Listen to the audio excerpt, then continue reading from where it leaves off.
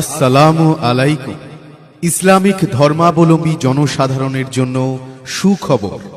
শুরু হতে চলেছে একদিনব্যাপী বিরাট তাফসিরুল কুরআন মাহফিলে প্রধান বক্তার আসন অলংকৃত করবেন আন্তর্জাতিক স্তরের স্বনামধন্য। কথা ঠিক কিনা?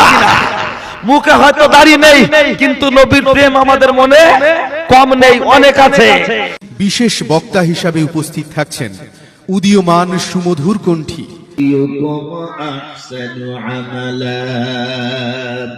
এই পৃথিবী তোমার মানুষ হিসাবে কেন তৈরি করেছি? 8:30 থেকে রাত। বর্তমানে ইসলামিক আদব কায়দা থেকে মুসলিম সমাজ দূরে সরে যাচ্ছে।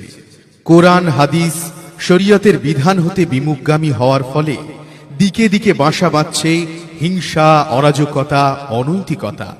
এই সমস্যার সমাধানে এবং তামাম দুনিয়ার কোনের উপকারে সাজালো এ চরাচর, এসে কোনের উপকারে সাজালো এ চরাচর। বর্তমানে ইসলামিক আদব কায়দা থেকে মুসলিম সমাজ দূরে সরে যাচ্ছে।